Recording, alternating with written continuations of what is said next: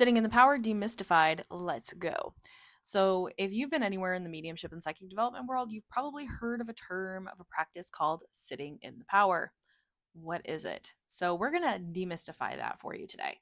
So, when mediums say they're going to sit in the power or they're sitting in the power, really what we're speaking to is getting ourselves into a state of stillness, into a state of presence, right?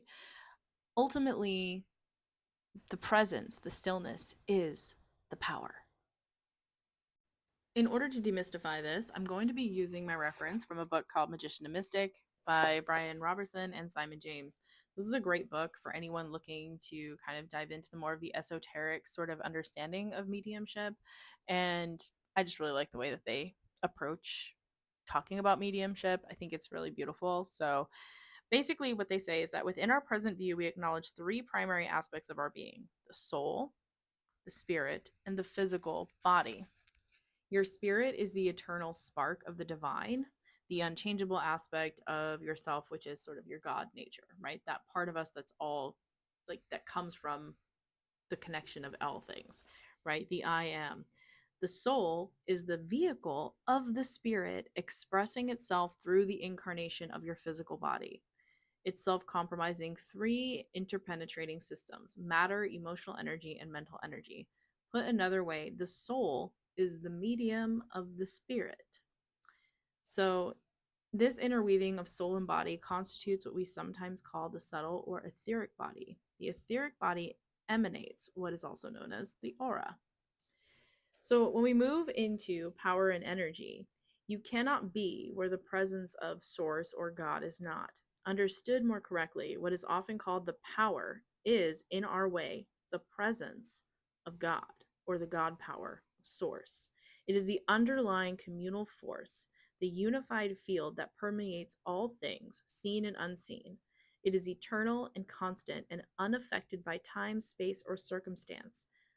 This power is ever present, and its presence is infinite. The more you surrender to the presence, sit in the presence, and live in the presence, the greater your awareness will be of it. How do we differentiate between God power and energy? The true answer is through experience, but for the sake of clarity, let's look at a simple example. A tree comprises bark, roots, branches, and leaves, all visible attributes of the invisible energy and that thrust the tree upward from its earthbound seedling, and which transforms the energy of the sun into the physical energy needed for the tree to grow. But it is the God power which animates the energy. It is the infinite source from which is drawn all lesser manifestations of energy, both visible and invisible. It animates the tree and is shared by all trees. It is nature. It is God. It is source. Our awareness of this presence may be amplified by prayer, the practice of healing mediumship through intention, or when we sit for the presence of spirit. Energy, on the other hand, is an aspect of force inherent within all beings and objects, which can be transformed but never destroyed. To an intuitive, everything is energy.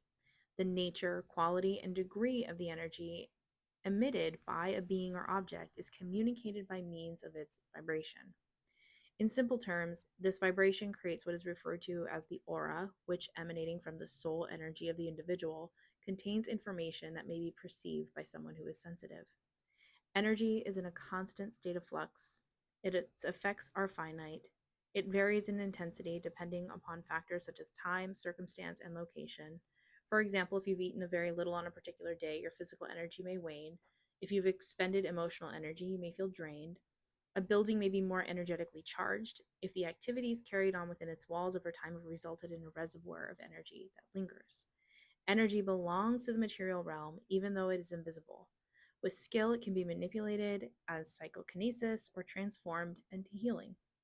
As always, it is a natural force that commands respectful use for ethical purposes. So, energy is the material expression of the power. The power is the presence of spirit. The spirit is the presence of God. So when we say that we are sitting in the power, we are sitting to touch that point within us of pure presence. that point of source within that exists within all things. And once we find that point within ourselves and we're able to connect in with it and to connect in with that point of stillness that exists, that infinite point, it's then that we're able to expand our awareness to then sense the presence and the power within all things, seen and unseen, including the spirit world, because the spirit world exists in that power. It exists in that liminal space in between. It exists in the infinite. So by cultivating that within ourselves, we're then able to sense and tap into that same exact thread that exists within and between all things. So when we say we're sitting in the power, that is what we're doing. We are sitting to gain that sense of connection to that part within us that is connected to all things. If you are interested in learning more about sitting in the power or about meditation in general, make sure that you give me a follow because I do have some workshops coming up around this specific topic specifically. And I can't wait to share those things with you. All right. If you have questions, drop them below.